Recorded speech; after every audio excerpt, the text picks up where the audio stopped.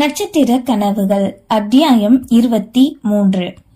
இரவு நேரம் அனைவரும் உணவருந்தி முடித்து அமர்ந்திருக்க யாழ்மதியின் பெற்றோர் அவர்கள் வீட்டிற்கு சென்றிருந்தனர். அதித்தியின் தந்தை பசுபதி நாளை தாங்கள் ஊருக்கு கிளம்புவதாக கூற அதித்தியின் முகமோ வாடியது. எதுக்கு சம்பந்தி அதுக்குள்ள கிளம்புறேன்னு சொல்றீங்க? ஒரு வாரம் இருந்துட்டு போக வேண்டியதுதானே? ஆமாம் மாமா, நான் கூட உங்களுக்கு எல்லாம் சுத்தி காட்டுறேன்னு சொன்னேன்ல. அதுக்கு இல்லடா குட்டிமா. சமந்தி, அங்க எனக்கும் வேலை இருக்குல்ல, ஹாஸ்பிட்டல்ல வேற பாக்கணும். என் மகனும் அங்க தனியா கிடக்கான். இவங்க 2 பேருக்கும் போய் வரவேற்பு ஏற்பாடெல்லாம் பண்ணணும். ஆமா தேவா, எப்போ நீங்க 2 பேரும் வர போறீங்க என தன் மருமகனை பார்த்து கேட்க, நெக்ஸ்ட் வீக் வரோம் அங்கிள். சரி, உங்களோட வரவேற்பு எப்படி இருக்கணும்னு நீங்களே சொல்லுங்க, அது மாதிரியே பண்ணிடலாம். ஏன்னா அதித்தி ஏகப்பட்ட ட்ரீம்ஸ் வச்சிருந்தா, அதுக்கு தான்ப்பா என்க. அதே நேரம் மகளின் முகமும் வெக்கத்தோடு பிரகாசமானது. சரிங்க சம்பந்தி, உங்க விருப்பம் என்றதும் அதன் பின் சிறிது நேரம் அமர்ந்து பேசி அவரவர் அறைக்கு சென்றனர். அதித்தி சிறிது நேரம் அமர்ந்து அன்னை தந்தையோடு அவர்கள் அறையில் பேச, ராதிகாவோ எப்படி இருக்க வேண்டும் என்ற அறிவுரை வழங்க கேட்டுக்கொண்டார். இங்க பாருமா, எப்படி நீங்க அங்க வந்தீங்களோ நல்ல நாள் விசேஷம் மட்டும்தான் வருவீங்களா? ஆனா இப்போ நீங்க இங்க இருக்க போற இந்த நாட்கள்ல எந்த பிரச்சனை இல்லாம கூட்டு குடும்பத்துல இருக்கிற நீ அனுசரிச்சு போகணும். அப்புறம் காலையில சீக்கிரம் இருந்துச்சிரு. தமிழ் உன் மாமியார் மாதிரி வேலைக்காரி அத்தனை பேர் இருந்தும் வீட்டாளர்களை கவனிக்கிற வேலை, சமையல் கட்டு வேலையை மட்டும் அவங்க பாத்துக்கிறாங்க பாத்தியா? அதே மாதிரி நீயும் அவங்களுக்கு உதவி ஆயிரு. அடிக்கடி கால் பண்ணுமா என இன்னும் ராதிகா தன் மகளுக்கு கூறிக்கொண்டே போக கேட்டவாறு அமர்ந்திருந்தாள். அம்மா, அப்பா, நான் ஒன்னு சொல்லட்டா? தயங்கி கொண்டு கேட்க, என்னம்மா சொல்லு.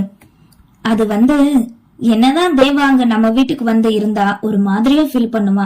அதனால நாங்க 2 பேரும் கொஞ்சம் பிரைவசியா இருந்தா நல்லா இருக்கும்னு தோணுது.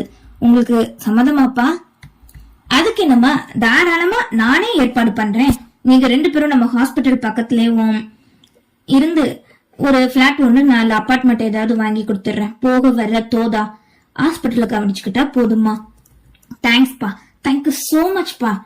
தன்னை புரிந்து கொண்ட தந்தையை கழுத்தோடு சேர்த்து அணைத்துக் கொண்டாள்.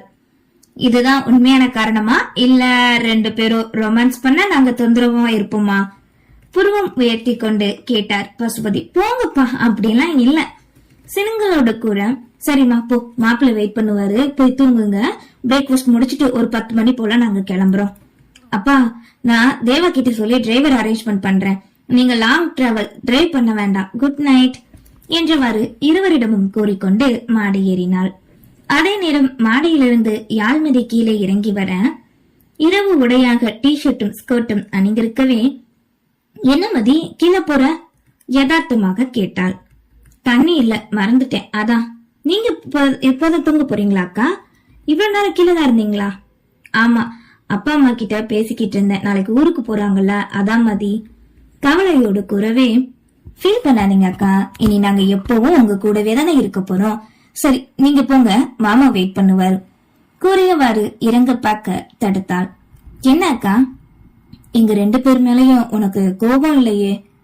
ஐயோ, இத எத்தனை தடவை தான் கேட்பீங்க? இல்லவே இல்ல சிரிப்போடு கூற தலையசைத்து மாடி ஏறினாள். தண்ணீர் எடுக்க சமையல் அறைக்கு வர வேலைக்காரியோ இன்னும் செல்லாதது பாத்திரங்களை கழுவி கொண்டிருக்க அத்தையும் உடன் இருப்பதை கவனித்தாள். மணி 9 இன்னும் இவர்கள் வேலை பார்க்க, என்னத்த இன்னுமா உங்க வேலை முடியல கேட்டவாறே உள்ளே நுழைய, நீ என்னடி இந்த நேரம் இங்க? ஏன் திருட்டுத்தனமா எதுவும் பண்றீங்களோ? நீங்க சொந்த வீட்டுல யாராவது திருடுவாங்களாடி? கூறு கட்டவளை, எனக்குன்னு வாச்சிருக்க பாரு மருமகளா. அந்த அக்கா வேலை பார்க்குது சரி, நீங்க எதுக்கு நின்னுகிட்டு இருக்கீங்க அத்த? சரியா செய்கிறானான்னு பாக்கேன். சரி, அதை விடு, நீ எதுக்கு வந்த? வேற எதுக்கு, தண்ணிக்கு தான் வந்தேன். இப்பதாண்டி என் மகனுக்கு பாலை கொண்டு போனேன். ஓ, அது உங்க மகனுக்காவா? நீங்க தெளிவா சொல்லிருக்கணும்ல என்கிட்ட. எனக்குன்னு நினைச்சு குடிச்சிட்டேன். அதுவும் இல்லாம நடுராத்திரில எனக்கு தண்ணி குடிக்கிறது பழக்கம், அதான் வந்தேன் அசாட்டையாக கூறவே, உன்னையெல்லாம் வச்சுக்கிட்டு என்னத்தான் பண்ண ஓடி நானு. போயும் என் மகனுக்கு நீதான் பொண்டாட்டியா வரணுமா? என்ன ரொம்ப சளைச்சுக்கிறீங்க? அப்போ எதிர்பார்ப்பு இருந்ததோ உங்களுக்கா இல்ல உங்க மகனுக்கு? அத்தை 2 பேரும் தாண்டி உங்க மனசுல என்ன இருக்குன்னு சொல்லுங்க, கேட்போம். இதுக்கு மேல சொல்ல என்ன இருக்கு? அதான் கல்யாணமே முடிஞ்சிருச்சே, போய் தூங்கு. அந்த ருத்ரா அளவுக்கு நானும் படிச்சிருக்கேன், அவளை விட அழகாத்தான் இருக்கேன். இருந்தும் மண்டபத்துல சரி இப்ப வரைக்கும் சரி நீங்க பேசுறத கேட்டுக்கிட்டு தான் இருக்கேன். அப்படி என்ன உங்களுக்கு உங்க மகன் பொண்டாட்டிக்கு மனைவியா நினைக்கும் போது மட்டும் பிடிக்கல என்ன? இதே தேவாக்கு பொண்டாட்டியா வந்தா மட்டும் ஏத்திருப்பீங்களா? என்ன அர்த்தம்? இப்ப எதுக்குடி அதிக பிரசங்கியாட்டம் பேசாத, போடி முதல்ல. நானா வச்சுக்கிறேன் உங்களை அத்தை. மிரட்டலோடு அங்கிருந்து செல்ல வேலைக்காரியும் விருந்தாளி வந்ததால் அதிக வேலை இருக்க அதையும் முடித்துவிட்டு சென்றாள். பின் அனைத்தையும் ஒருமுறை பார்த்துவிட்டு தன் அறைக்கு விஷாலாட்சி வர, என்னங்க இன்னும் தூங்காம இருக்கீங்க? கேட்க உனக்காக தாண்டி காத்துட்டு இருந்தேன். என்ன எதுவும் சொல்லணுமா? ஆமா நினைச்சேன், இல்லாட்டியும் நீங்க எனக்காக முழிச்சுக்கிட்டு இருந்துட்டாலும் சொல்லுங்க. கேட்டவாறு படுக்கையில் அமர்ந்து, என்ன பேசணும் அப்படி என்றார். நீ உன் மனசுல எதையும் வச்சுக்க மாட்ட, பட்டுன்னு சொல்லிடுவேன். உனக்கு ஏதாவது இந்த வீட்டுல நான் குறை வச்சா சொல்லு, செஞ்சிடுறேன். ஆனா இனி நீ மதிய உன்னோட மருமகளா அந்த எண்ணத்துல மட்டும் பாக்கணும்.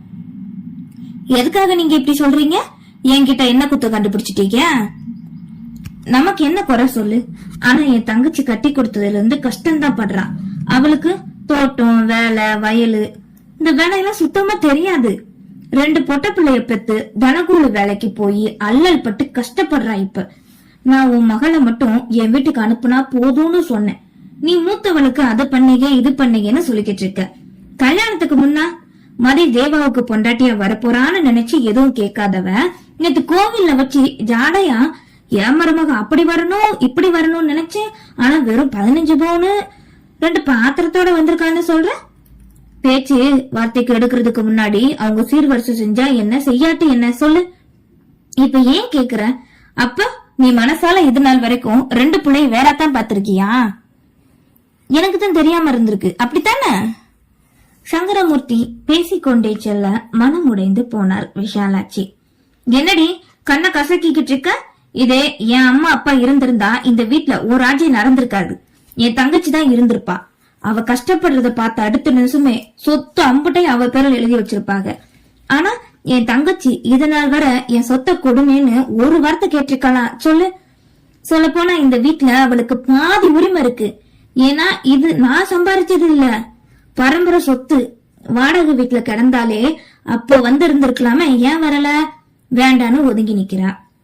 இன்னுமா அவளோட மனசு உனக்கு புரியல? இனிமே ஏதாவது சொன்னா பாத்துக்கோ, நான் அப்புறம் மனுஷனா இருக்க மாட்டேன்டி. அதே மாதிரி பிள்ளைங்க விஷயத்திலயும் தலையிடக்கூடாது. உனக்கு என்ன வேணும்னாலும் சொல்லு, வாங்கி தர தயாரா இருக்கேன் நானு. எனக்குன்னு ஒரு வாழ்க்கையை கொடுத்தவன் நீ. காலம் முழுக்க என் கூட இருக்க போறவளும் நீதான். இதுவரைக்கும் பெரிய பிரச்சனையே கொண்டு வரல, ஆனா இனிமே நீ கொண்டு வரக்கூடாதுன்னு தான் நான் சொல்றேன், புரியுதா? நம்ம மகன் மருமகளுக்கு கை செயின் வாங்கி கொடுத்தா என்ன, நம்ம வளர்ப்பதனடி பெருமையா சொல்ற மாதிரி இருக்கு. ஆனா நீ என்ன சொன்ன? இங்க பாரு, இனி யாழ்மதியும் சரி தேவாவோட பொண்டாட்டியும் சரி இந்த வீட்டுல நம்மளோட ஒன்னாதான் வாழ போறாங்க. உன் மகளா நினைச்சுதான் பாத்துக்கணும். எங்கேயாவது வெளியில கூட்டிட்டு போ, அதுக்கு கூட கலந்து பேசி சந்தோஷமா வச்சுக்கோ, சரியா? என்று மனதில் இருந்த அனைத்தையும் கூறி முடித்தார். ஒருவாறு யோசனையில் இருக்கும் மனைவியை கண்டவரோ, ரொம்ப பேசிட்டோமோ, எதுவும் நினைச்சிட்டாலோ இவ நினைத்து மனைவியை கலைத்தார். அடியே என்ன யோசிக்கிற? இல்லங்க, அது நீங்க சொல்றது சரிதான். இனி அப்படியே இருந்துக்கிறேன், எனக்கு எந்த பிரச்சனையும் இல்ல. இத்தனை நாள் இருந்தது மாதிரிதான், கூட கொஞ்சம் வேலைக்காரி கிட்ட சமைக்க சொல்ல போனேன், அவ்வளவுதான். ஆனா உங்க தங்கச்சி போகும்போது மறு வீட்டுக்கு கூப்பிடாம போச்சே, ஒரு வேளை மறந்து போயிருக்குமோ? நாளைக்கு 3வது நாள் மறுவீடு போகணும்ல, செய்ய வேண்டிய சடங்கெல்லாம் சரியா செய்யணும்ல. யோசித்து கூற தலையில் தான் கை வைத்தார். இவகிட்ட சொன்னேன் பாரு, என்ன சொல்லணும். கடவுளே, நீதான் என் பிள்ளைகளை சந்தோஷமா பாத்துக்கணும்பா நினைத்து கொண்டு மனைவியையும் படுக்க சொல்லி படுத்து விட்டார். இரவு நேரம் என்பதால் அந்த கடவுளை உறங்கிக் கொண்டிருந்தாரோ என்னவோ, அவரின் செவிக்கு எட்டாமல் போனது. தன் அறைக்கு வந்த அதித்தி தேவா விழித்திருப்பதை கண்டதும் அவனின் அருகில் வந்து அமர கைபேசியை அணைத்து வைத்து தோளோடு அணைத்துக் கொண்டான். அவனின் நெஞ்சில் சுகமாய் சாயவே, என்ன மேடம் டல்லா இருக்கீங்க?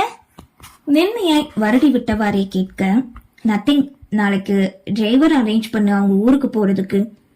சிறப்பா பண்ணிடலாம். செல்லம்மாய் கூறியவனோ அவளின் நெற்றியில் முட்ட. நம்ம எதிர்பார்த்த வாழ்க்கை இவ்ளோ சீக்கிரம் கிடைச்சது சந்தோஷமா இருக்கு தேவா எனக்கு. மனமகிழ்ந்து அவனின் கரங்களை பற்றி கொண்டு கூறினாள்.